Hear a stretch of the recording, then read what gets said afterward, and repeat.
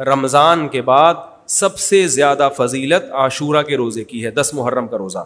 کہ آپ صلی اللہ علیہ وسلم نے ارشاد فرمایا کہ عاشورہ کے دن اپنے اہل و عیال پر دسترخوان کو وسعت دو, اس سے رزق میں برکت ہوتی ہے. قعدہ, ذی الحجہ, محرم اور رجب, یہ 4 مہینے جو ہیں اسلام میں اشہر حرم کہلاتے ہیں.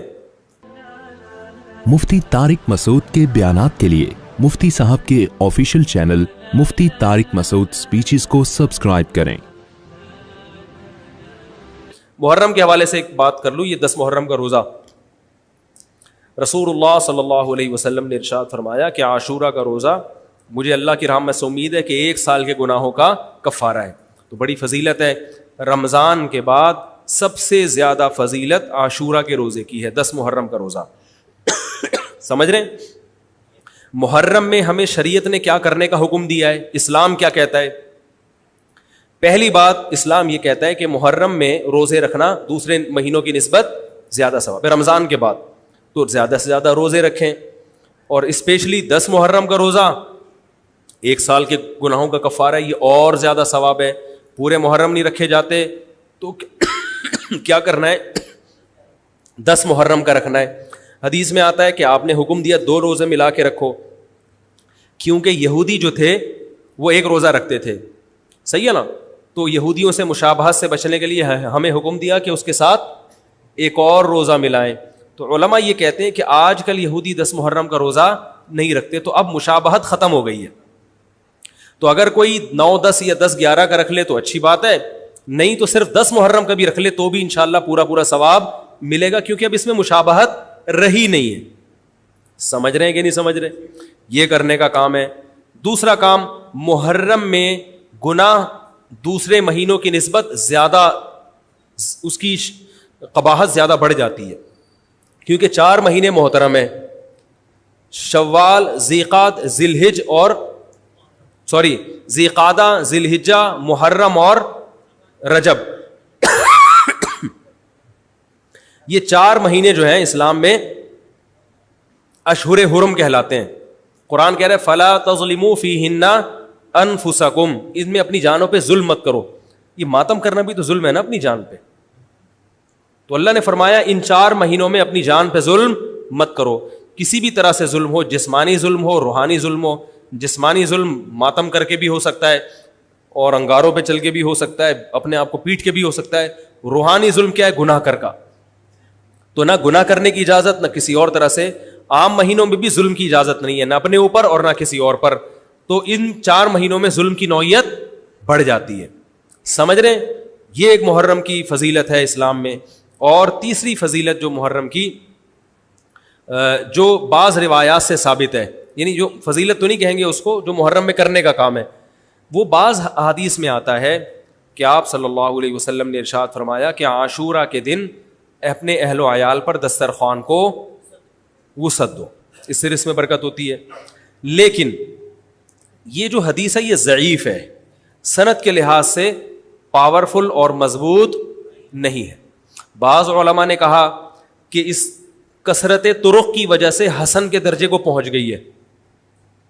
ہمارے ہی بعض اکابر علماء کی رائے ہے, علماء جو بر صغیر کے علماء, بڑے بڑے علماء ہیں, میں نام نہیں ذکر کرتا لیکن بہت بڑی اپر لیول کے علماء ہیں, ان کی رائے یہ ہے کہ یہ ضعیف اتنی ضعیف نہیں ہے کہ بالکل ہی مسترد کر دی جائے, ٹھیک ہے نا, اور تعدد طرق کی وجہ سے درجہ حسن کو پہنچ گئی ہے. علامہ ابن تیمیہ رحمہ اللہ تعالی, جن کو سعودی عرب میں بہت فالو کیا جاتا ہے, ان کی رائے اور سلفی علماء کی رائے, جو سعودی عرب کے العثیمین, بن باز وغیرہ تھے, ان کی رائے یہ کہ یہ حدیث بالکل صحیح نہیں ہے, اور اس کی کوئی حیثیت نہیں ہے کہ دسترخوان کو وسیع کیا جائے اور عاشورہ کے دن کھانا کھلایا جائے. سمجھ رہے کہ نہیں سمجھ رہے؟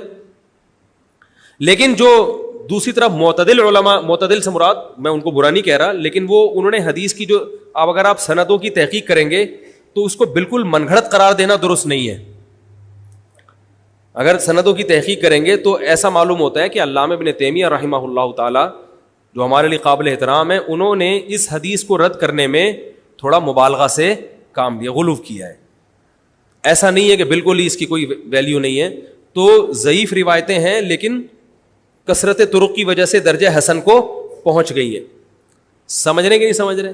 اس وجہ سے بعض علماء کی رائے, بلکہ جمہور کی رائے یہی ہے کہ محرم میں اگر کوئی اپنے بچوں کو جمع کر کے اچھا کھانا کھلا دیتا ہے 10 محرم کو, اور یہ حلیم شاید یہیں سے نکلا ہے, میں شاید یہیں سے نکلا ہے کہ یوں وہ اچھا کھانا ہو جائے گا, تو وہ کہتے ہیں کوئی حرج نہیں ہے. لیکن ایک بات جو دوسرے علماء کہتے ہیں, جو میری بھی سمجھ میں آتا ہے, بلکہ میں نے پہلے کہیں پڑھا تو نہیں, میرا دماغ اس طرف گیا, لیکن اس کی تائید میں علماء کے فتاویٰ مل گئے. دیکھو, اگر کوئی حدیث ضعیف ہو یا حسن ہو تو صرف حسن ہونا کافی نہیں ہے, یہ دیکھا جائے گا کہ یہ دوسری صحیح حدیثوں سے ٹکرا تو نہیں رہی ہے. یہ بھی ایک فقہ کا اصول ہے کہ اگر ایک کمزور چیز ہے لیکن وہ طاقتور دلیل سے ٹکرا رہی ہے تو پھر اس کمزور چیز کو بالکل رد کیا جائے گا. تو عاشورہ کے دن روزہ رکھنے کا حکم ہے, یہ بالکل بخاری مسلم کی صحیح حدیث سے ثابت ہے. اور جو کھانا کھلانے والی روایت ہے وہ اس ٹکر کی نہیں, اس کو تو ابن تیمیہ جیسے محقق نے بالکل ہی کالعدم قرار دے دیا, بعض عرب علماء نے بھی بالکل کالعدم قرار دے دیا, اگرچہ ہماری رائے ہے کہ بالکل کالعدم نہیں ہے, لیکن بہرحال اس میں محدثین کا بڑا اختلاف ہوا ہے. جبکہ روزہ رکھنے والی جو روایات ہیں وہ بالکل بے غبار ہیں, ان کو سب صحیح مانتے ہیں. تو کھانا کھلانا اور روزہ جمع بولو بھائی نہیں ہو سکتا, اس لیے کہ اگر وہ روزے کا دن ہے تو کھانے کا دن نہیں ہے, کھانے کا دن ہے تو روزے کا نہیں. ابن تیمیہ رحمہ اللہ تعالیٰ کی رائے یہ ہے کہ بعض لوگوں نے شیعہ کی مخالفت میں غلو کیا ہے. شیعہ نے اس دن کو چونکہ منحوس بنا دیا 10 محرم کو, تو انہوں نے مخالفت میں اس دن کو ایک سیلیبریٹ کرنے کے لیے نا کھانا کھلانے کا حکم دے دیا کہ ہم منحوس نہیں سمجھتے بلکہ اس کا کیا کریں گے, اپوزٹ, کہ کھاؤ اور کھلاؤ. تو انہوں نے کہا یہ بھی غلو ہوا ہے دوسری طرف. بھائی منحوس نہیں ہے, مبارک ہے ہماری نظر میں, لیکن اتنا مبارک کہ اس میں کھانا کھلانا اور یعنی عید والا عنصر, کھانا کھلانا تو عید کے دن ہوتا ہے نا, تو عید نہیں ہے بہرحال. تو یہ بھی بڑی جاندار بات, اگرچہ یہ عقلی دلیل ہے مگر یہ ایسی نہیں ہے کہ بالکل اس کو کالعدم قرار دے دیا جائے. تو اب علماء نے دونوں حدیثوں کو تطبیق کی کوشش کی علماء نے کہ بھئی کھانا بھی کھلاؤ اور روزہ بھی رکھو, افطاری میں کھلا دو, سحری اور افطاری میں. تو بات یہ ہے کہ افطاری میں اگر آپ کھلائیں گے تو وہ 11 محرم شروع ہو چکی ہوگی, وہ 10 محرم بولو بھائی نہیں رہے گی. دوسرا سحری میں جو کھلانے کا مسئلہ ہے نا, سحری میں تو سحری میں جب ہم کوئی کہتے ہیں نا فلاں دن یہ کام کرنا ہے فلاں دن, تو اس سے لغت میں جو ذہن میں متبادر ہوتا ہے نا وہ دن کا وقت ہے, وہ 3:30 پونے 4 کا وقت نہیں ہوتا. یہی وجہ ہے کہ جو لوگ اس حدیث پر عمل کرتے ہیں عاشورہ والی, وہ دن میں کھانا کھلاتے ہیں, دوپہر کے ٹائم لنچ کرتے ہیں. وہ افطاری میں تو ویسے ہی دسترخوان وسیع ہوتا ہے بھوک کی وجہ سے. ارے بابا وہ تو ویسے ہی بچوں کو جب روزہ رکھا ہوا ہے تو اچھا کھلاؤ, سحری اچھی کراؤ, اور افطاری وہ تو ویسے ہی بھوک کی وجہ سے, رمضان میں دیکھو نا کیسے کھلے دسترخوان ہوتے ہیں.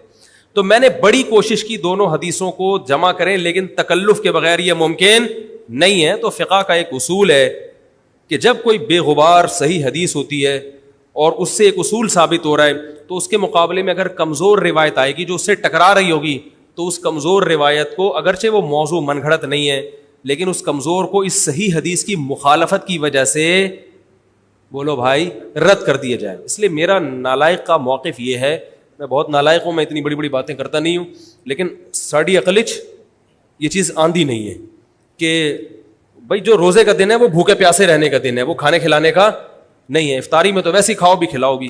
تو اور اس کا نقصان یہ بھی ہوتا ہے کہ لوگوں نے اس کھانا کھلانے کے چکر میں روزے چھوڑ دیے ہیں. سمجھ رہے ہیں, جب حلیم پکے گا تو کون روزہ رکھے گا بھائی, ساری رات گھوٹا لگے گا حلیم کا کہ کل دسترخوان وسیع کرنا ہے, تو پھر روزہ گیا, وہ تو تیل لینے گیا, روزہ کون رکھے گا روزہ. تو وہ حدیث صحیح حدیث کی بالکل اس میں ٹائٹ قسم کی مخالفت ہو رہی ہے, ٹھیک ہے نا. تو نالائق کی رائے, پھر بھی اگر کوئی دوسرے علماء کی رائے کو فالو کرتا ہے تو وہ کھائے بھی کھلائے بھی. میں کہتا ہوں جو مضبوط چیز ہے اس کو لینا چاہیے, جو کمزور چیز ہے اس کو چھوڑ دینا چاہیے. ہمارے حضرت مفتی رشید احمد صاحب رحمہ اللہ ایک بات کہتے تھے کہ جہاں کھانا کھلانے کی حدیث آئے گی نا وہاں مسلمان اس کو لے ہی لے گا. کھانے پینے کی جہاں بات آئے گی مسلمان کیا کرتا ہے, وہ کہتا ہے بھائی یہ صحیح ہے, یہ بالکل صحیح حدیث ہے, ٹھیک ہے نا. وہ کیا کرتا ہے جن علماء کی تحقیق ہے وہ تو تحقیق سے کہہ رہے ہیں, لیکن عام پبلک کی عادت یہ ہوتی ہے کہ فتویٰ بھی اسی کا فالو کریں گے جہاں کھلانے کا تذکرہ آ رہا. تو اب ہمارے کہتے ہیں جہاں کھانا کھلانے کی بات آئی, مسلمان کہتے ہیں بس یہ بالکل صحیح بخاری کی طرز پر, یہ بخاری کی شرط پر یہ حدیث. تو بھائی بھوکا رہنا عبادت ہے, بھوکا رہنا سنت ہے. بچوں کو تو ویسے ہی کھلاؤ, عاشورہ ہو یا نہیں ہو, اور سحری افطاری کرا دو, اچھی سی روزہ رکھواؤ, اور جو بالکل چھوٹے بچے ہیں وہ تو ویسے ہی کھاتے ہیں. تو اس لیے, اور پھر اس کا نقصان کیا ہو رہا ہے, حلیم کے گھوٹے لگ رہے ہیں پوری رات بیٹھ کے, اس کے الگ نقصانات ہیں, سبیلیں لگ رہی ہیں.